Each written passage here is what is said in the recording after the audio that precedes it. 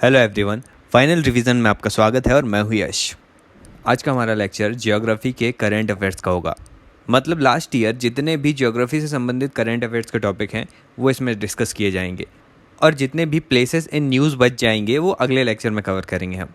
तो चलिए देखते हैं ज्योग्राफी के करंट अफेयर्स क्या रहे। सबसे पहले जानते हैं अल नीनो और ला नीनो के बारे में। अल नीनो को लिटिल बॉय इन स्पेनिश कहा जाता है और ला नीनो को लिटिल गर्ल इन स्पेनिश कहा जाता है। इसमें जो ला नीनो की प्रक्रिया है उसे कहा जाता है unusual cooling of tropical eastern Pacific. अब देखिए, अल नीनो की जो कंडीशन है ना वो नॉर्मल कंडीशन है जिसमें विषुवत-रेखी पछुआ पवनें, मतलब जो पवनें इक्वेटर के समांतर बहती हैं, वे पश्चिम से पूर्व की ओर बहती हुई गर्म जलधाराओं को पेरू के तट तक पहुंचाती हैं, मतलब पूर्वी प्रशांत महासागर तक। इस कारण यह जो पेरू का तट है ये सामान्यतः गर्म अवस्था में होता है। ये चीज़ अल नीनो कहलाती है। इससे उस तट का टेम्परेचर तो बढ़ा ही रहता है और वायु दाब में भी कमी देखने मिलती है। ये घटना लगभग 3 से 4 साल तक रहती है। लेकिन इसके बाद आती है ला नीनो की कंडीशन, जिसमें क्या होता है कि ये पेरू का तट या पूर्वी प्रशांत महासागरीय तट ठंडा हो जाता है, जिसमें तापमान में कमी देखने मिलती है और वायुमंडलीय दाब भी बढ़ता है। ये एक तरह से unusual cooling of tropical eastern Pacific है। इस पूरे चक्र को अल नीनो सदर्न ऑसिलेशन कहते हैं। ला नीनो का प्रभाव क्या होता है तो हॉर्न ऑफ अफ्रीका और सेंट्रल एशिया में कम बारिश होती है, जिससे फूड सिक्योरिटी का खतरा होता है। लेकिन इंडिया में इसके कारण ज़्यादा बारिश होती है और साथ ही southern west Indian ocean tropical cyclone season में भी कमी देखने मिलती है। मतलब ला नीनो के कारण चक्रवात में भी कमी आती है इंडिया में। तो ये सारी बातें थी अल नीनो और ला नीनो के बारे में। इसके बारे में डिटेल हम अलग से लेक्चर में देखेंगे। आगे जानते हैं BSISO के बारे में।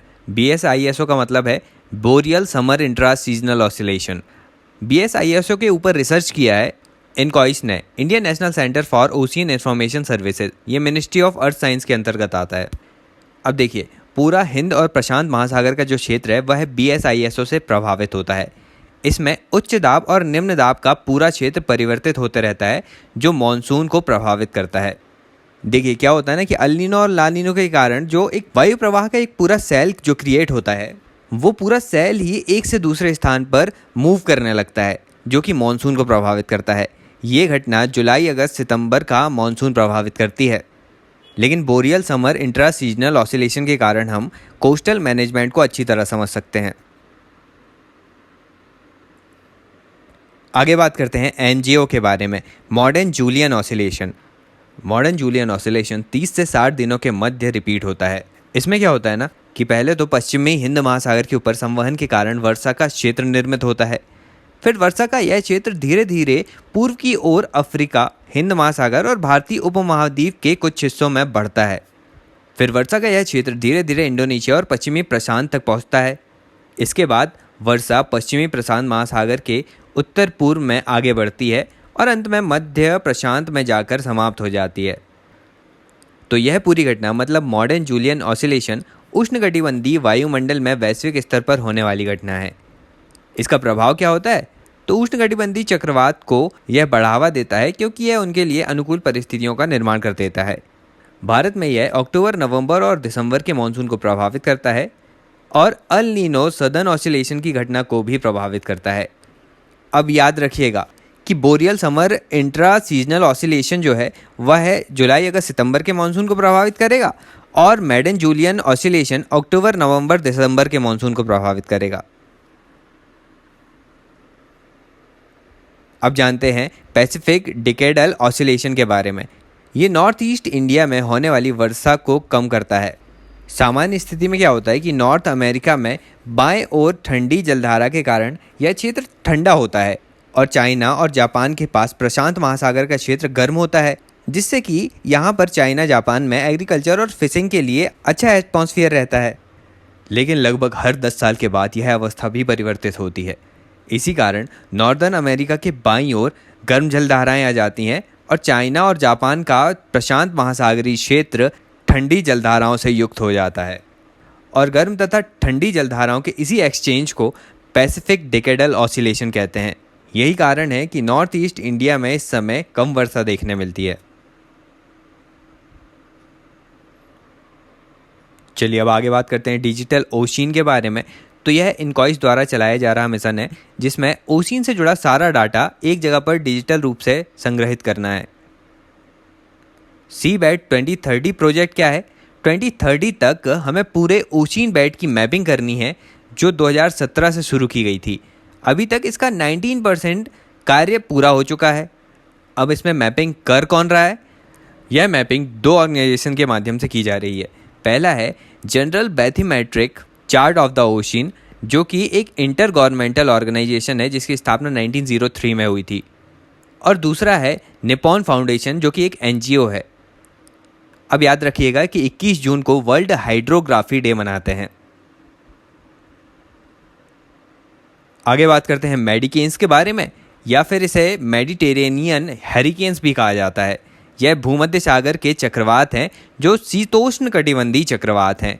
इसका एक उदाहरण है लेनोस, जो टर्की में आया एक मेडिकेन है। याद रखिएगा लेनोस नाम यह टर्की का मेडिकेन है। मेडिकेन्स जो है ना वो ठंडे पानी में आते हैं। इनका कोर भी ठंडा होता है और मॉइस्चर कैरिंग कैपेसिटी इनमें बहुत कम होती है। ये छोटे होते हैं आकार में और विंड स्पीड भी इनमें कम होती है, मतलब छोटे चक्रवात के रूप में समझ सकते हैं ऐसे। मेडिकेन्स जब भी आते हैं तो वह वर्षा की मात्रा को बढ़ा देते हैं, जिससे बाढ़ की संभावनाएं भी बढ़ जाती हैं। आगे ओ स्मार्ट स्कीम के बारे में जानते हैं। इसे हम पहले ही हमारी मिनिस्ट्री ऑफ अर्थ साइंस के जो स्कीम्स हैं उसमें डिस्कस कर चुके हैं। ओ स्मार्ट का फुल फॉर्म है ocean services modelling application resources and technology. अब ओ स्मार्ट स्कीम के तहत ही कुछ इस तरह के वेसल्स जो हैं वह ओशिन में डिप्लॉय किए गए हैं। पहला सागर निधि, जो कि टेक्निकल डेमोन्स्ट्रेशन वेसल है। दूसरा सागर कन्या, जो ओशिनोग्राफिक रिसर्च वेसल है। तीसरा सागर संपदा, जो फिशरीज और ओशिनोग्राफिक रिसर्च वेसल है। और फोर्थ आता है सागर पूर्वी, जो कोस्टल रिसर्च वेसल है। आगे बात करते हैं साउथ अटलांटिक एनोमली के बारे में। इसे बरमुडा ट्रायंगल ऑफ स्पेस भी कहा जाता है। साउथ अटलांटिक एनोमली के बारे में यूरोपियन स्पेस एजेंसी ने बताया था कि पृथ्वी की जियोमैग्नेटिक फील्ड या सरफेस मैग्नेटिक फील्ड पृथ्वी के कुछ हिस्से में कमज़ोर हो रही है। यह हिस्सा है अफ्रीका और साउथ अमेरिका के मध्य साउथ अटलांटिक ओशिन का क्षेत्र। इसका कारण यह है कि इनर रेडिएशन बेल्ट में एक डेंट देखने को मिला है। अब जियोमैग्नेटिक फील्ड के कमज़ोर होने का प्रभाव क्या पड़ेगा? इससे सोलर फ्लेयर्स पृथ्वी को अधिक प्रभावित करेंगी। इंटरनेशनल स्पेस स्टेशन भी प्रभावित होगा, साथ ही लोअर अर्थ ऑर्बिट की सैटेलाइट्स भी प्रभावित होंगी। आगे आता है अर्थ inner core is older than previous determined. अब देखो, पृथ्वी के अंदर जो हमारा कोर है ना, उसके कारण ही मैग्नेटिक फील्ड का जन्म होता है। इसी कारण इसे जियो डायनेमो कहते हैं। अब इसके संबंध में यह डाउट है कि यह जो जियो डायनेमो है यह सिर्फ कोर के कारण नहीं है, क्योंकि कोर का टेम्परेचर इतना ज़्यादा नहीं है कि वह पूरे मैग्नेटिक फील्ड को इतना ज़्यादा जन्म दे सके। इसीलिए माना जा रहा है कि अर्थ का कोर और ज़्यादा पुराना है। चलिए आगे मैपिंग से रिलेटेड कुछ बात कर लेते हैं। क्रीट आइलैंड कहाँ है? यह ग्रीस का आइलैंड है जो भूमध्य सागर में स्थित है। यहाँ टर्की और रशिया के मध्य विवाद चल रहा है। अब देखो, पूरा मैप डालकर आपको नहीं बता रहा हूँ इस लेक्चर में, तो ये आपका टास्क है कि गूगल कीजिए मैप और देखिए कि ये जो प्लेसेस है ये कहाँ कहाँ स्थित हैं। आगे आता है दुर्गम चेरुवु लेक। ये रंगारेड्डी जिले तेलंगाना में स्थित है। दुर्गम चेरुवु एक फ्रेश वाटर लेक है। इसे सीक्रेट लेक भी कहा जाता है। दुर्गम चेरुवु लेक जुबली हिल्स और मधापुरा हिल्स के मध्य स्थित है। आगे इटोसा पेन कहाँ स्थित है? यह नामीबिया में है। इसे इटोसा नेशनल पार्क के नाम से जाना जाता है। यह रामसार वेटलैंड साइट है जो कि एक अंतःस्थलीय अपवाह प्रतिरूप है। आगे गुरुप्रिया ब्रिज कहाँ स्थित है? यह उड़ीसा के चित्रकोंडा ब्लॉक में गुरुप्रिया नदी पर स्थित है। इस गुरुप्रिया ब्रिज के माध्यम से उड़ीसा के 151 विलेजेस से कनेक्टिविटी बैठाई जाएगी स्वाभिमान अंचल के तहत। आगे कोशी रेल महासेतु बिहार में स्थित है। यह निर्माली से भाप तिहाई के मध्य स्थित है। ये इसका काम अभी पूरा हुआ है जो कि 1887 से शुरू हुआ था। बताइए क्रा कैनाल कहाँ स्थित है? यह थाईलैंड में है। क्रा कैनाल गल्फ ऑफ थाईलैंड को अंडमान सी से जोड़ता है। चाइना अपने व्यापारिक महत्व को देखते हुए क्रा कैनाल का निर्माण करा रहा है। मेकेदातु प्रोजेक्ट क्या है? मेकेदातु प्रोजेक्ट के अंतर्गत बेंगलुरु के लिए पानी उपलब्ध कराने के लिए कावेरी नदी पर बनने वाला बांध है जो कि कर्नाटक बना रहा है। मेकेदातु बांध का विरोध किया है तमिलनाडु सरकार ने। नगोर्नो काराबाख रीजन कहाँ है? ये अजरबैजान और आर्मेनिया के मध्य विवादित क्षेत्र है। न्यू कैलेडोनिया कहाँ स्थित है? यह ऑस्ट्रेलिया से थोड़े दूर पर स्थित फ्रांस की एक टेरिटरी है जो कि मेलेनेशिया सब रीजन और जियोलैंडिया सब रीजन का पार्ट है। 79N ग्लेशियर कहाँ का है? ये ग्रीनलैंड का सबसे बड़ा ग्लेशियर है। इसके बाद कुछ अन्य ग्लेशियर की बात करते हैं। थ्वेट्स ग्लेशियर है वेस्टर्न अंटार्कटिका में और ओके ग्लेशियर है वेस्टर्न आइसलैंड में। टाइफून हैसन के बारे में बताइए। ये जापान के पास आया था। इसका नाम दिया है चाइना ने। हेसन का मतलब होता है सी गॉड। हाल ही में भारत के पश्चिमी तट पर आया है ताउते चक्रवात, जिसे नाम दिया है म्यांमार ने। अब चक्रवातों का नाम कौन देता है? तो ये उस रीजन की कुछ कंट्रीज़ हैं जो मिलकर चक्रवातों के नाम रखती हैं। ये सारा काम वर्ल्ड मीटियोलॉजिकल ऑर्गेनाइजेशन के अंतर्गत आता है। डेमचौक सेक्टर कहाँ स्थित है? यह ईस्टर्न लद्दाख में है। डेमचौक सेक्टर में चाइनीज सोल्जर को पकड़ा गया है। Impact based cyclone warning system किसने बनाया? इंडियन मीटियोलॉजिकल डिपार्टमेंट ने, जिसमें 150 किलोमीटर पर आवर से ज़्यादा के जो साइक्लोन है उनके प्रति वार्निंग देगा ये।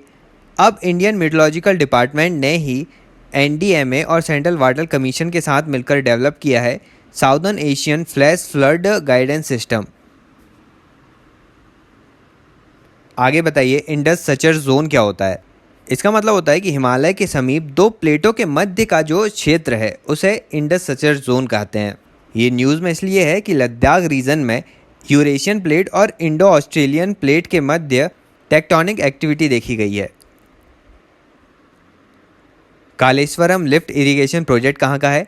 तेलंगाना का। ये गोदावरी नदी पर बन रहा है जो कि Pranahita Chevella lift irrigation project का हिस्सा है। सितवे पोर्ट कहाँ है? यह है कलादान नदी पर म्यांमार के रखाइन प्रांत में स्थित है। भारत पैलेटवे से कलेतवे रोड प्रोजेक्ट भी बना रहा है यहाँ। श्रीशैलम हाइड्रो पावर प्रोजेक्ट कहाँ स्थित है? आंध्र प्रदेश में। यह ग्रेविटी एंड मैसरनी टाइप डैम है, मतलब यह खुद के मटेरियल से ही पानी को होल्ड करता है। टाइफून मलावे कहाँ आया था? वियतनाम में। ज़ॉम्बी फायर्स क्या है? यह आर्कटिक क्षेत्र की ऐसी फायर है जो सुलगते रहती है और ठंड के कारण आग का रूप नहीं ले सकती, लेकिन हाल ही में आर्कटिक रीजन में इसे बढ़ता हुआ देखा गया है। एशियन सी कहाँ स्थित है? ये ग्रीस और टर्की के मध्य स्थित है। यहाँ पर अर्थक्वेक देखा गया है। इस रीजन में सी ऑफ क्रिटी और थ्रेशियन सी भी उपस्थित है। चार चापोरिस क्या है?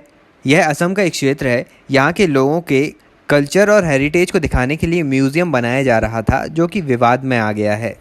चार चापोरिस का मतलब क्या होता है? चार का मतलब है फ्लोटिंग आइलैंड और चापोरिस का मतलब है रिवर के किनारे का एरिया। जब कोई भी फ्लोटिंग आइलैंड या चार बहता हुआ रहता है और वह किनारे पर आकर यदि किनारे के साथ मिल जाता है तो उसे चापोरिस कहा जा सकता है। अब इनका म्यूज़ियम विवाद में इसलिए है क्योंकि चार चापोरिस मियाँ कम्युनिटी से हैं जो कि बांग्लादेश के माइग्रेंट हैं। चार चापोरिस रीजन एक फ्लड प्रोन एरिया होता है। साइक्लोन निवार कहाँ आया था? इसका नाम ईरान ने रखा था। इस निवार साइक्लोन ने तमिलनाडु और पुदुचेरी को प्रभावित किया था। टिग्ने रीजन कहाँ है? इथोपिया में। Lohri stage 1 hydro electric project कहाँ स्थित है? यह सतलुज नदी पर है, हिमाचल प्रदेश में। इसे सतलुज जल विद्युत निगम बना रहा है। मानसरोवर लेक रेजुवनेशन प्लान कहाँ चल रहा है? जम्मू कश्मीर में। यह एक रामसार साइट भी है। पांगडा विलेज कहाँ स्थित है? ये गांव है तो भूटान में, लेकिन चीन ने भूटान के अंदर घुसकर पांगड़ा विलेज का निर्माण किया है। पोलावरम प्रोजेक्ट किसका है? यह आंध्र प्रदेश का है जो गोदावरी नदी पर स्थित है। यह छत्तीसगढ़ और उड़ीसा को भी बेनिफिट देगा। ट्रिस्टान दा कुन्हा कहाँ स्थित है? यह साउथ अटलांटिक ओशियन में उपस्थित वॉल्केनिक आइलैंड है। ये यूके की टेरिटरी है जहाँ पर बहुत कम लोग रहते हैं। ये इंपॉर्टेंट है क्योंकि यह फुल्ली प्रोटेक्टेड मरीन रिजर्व है और यूके के ब्लू बेल्ट जोन में उपस्थित है, जिसमें नो टेक प्रोग्राम आता है। मतलब यहाँ से आप कुछ ले नहीं जा सकते। चिल्लाई कलान क्या है? जम्मू कश्मीर में 21 दिसंबर से 31 दिसंबर के मध्य का वह समय जहाँ पर जम्मू कश्मीर में लोएस्ट टेम्परेचर होता है उसे चिल्लई कलान कहा जाता है। अब जब जम्मू कश्मीर से इससे थोड़ा ज़्यादा टेम्परेचर हो जाता है, लगभग 20 दिन बाद टेम्परेचर थोड़ा बढ़ने लगता है, जो कि 31 जनवरी से 19 फरवरी के मध्य होता है। इसे चिल्लई खुर्द कहा जाता है। और 20 फरवरी से 2 मार्च के मध्य जब टेम्परेचर थोड़ा और बढ़ता है तो इसे चिल्लई बच्चा कहते हैं। किलायू वॉल्केनो कहाँ उपस्थित है? माउंट किलायू में हवाई द्वीप में उपस्थित है। ये most active and young volcano है। A68A क्या है? A68A आइसबर्ग है जो अंटार्कटिका में है, जिसका एरिया लगभग 5800 स्क्वायर किलोमीटर है। सी ऑफ गैलिली कहाँ है? यह इजराइल के पास है, जिससे जॉर्डन नदी होकर गुजरती है। सी ऑफ गैलिली एक फ्रेश वाटर लेक है। भासन चार द्वीप के बारे में बताइए। यह बांग्लादेश में उपस्थित है, जहाँ पर रोहिंग्यास के रीसेटलमेंट की बात की जा रही है, लेकिन इस एरिया में फ्लड और साइक्लोन आते रहते हैं।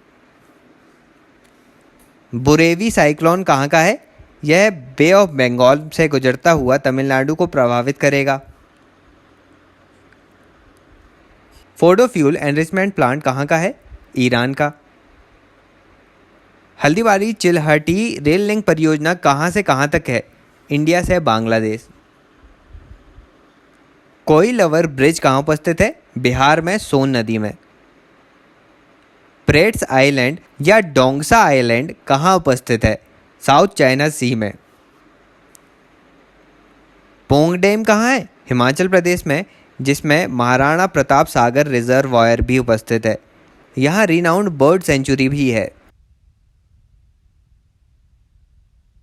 बताइए बनाना ग्रिड क्या है?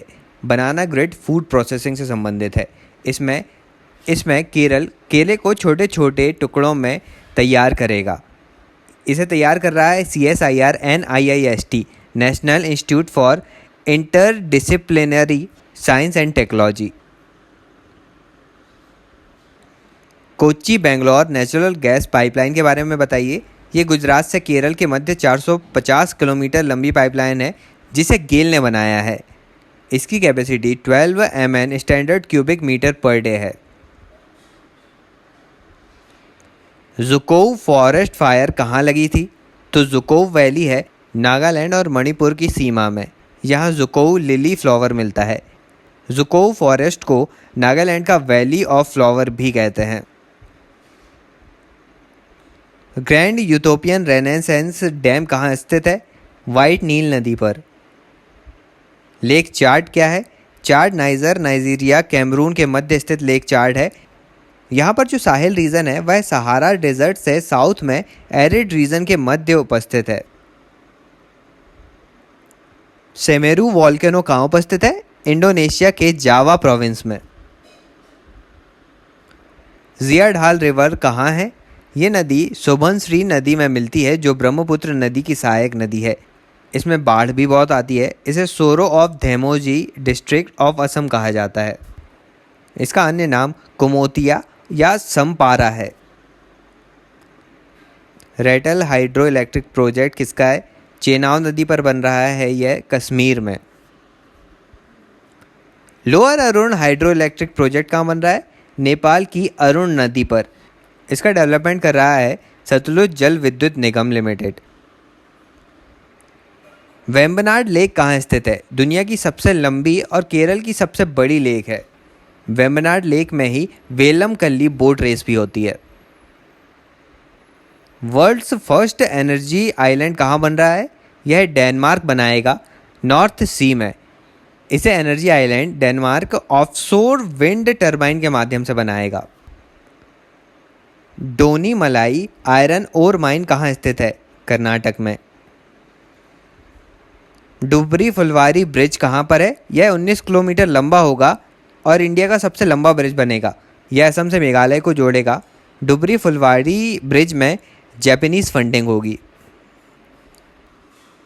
माजुली जोरहट ब्रिज कहाँ स्थित है? असम में। तो ये सारी बातें थी ज्योग्राफी के करंट अफेयर्स से संबंधित। कुछ अन्य करंट अफेयर्स बचेंगे तो एक अगले लेक्चर में देख लेंगे हम। और आज के लिए बस इतना ही।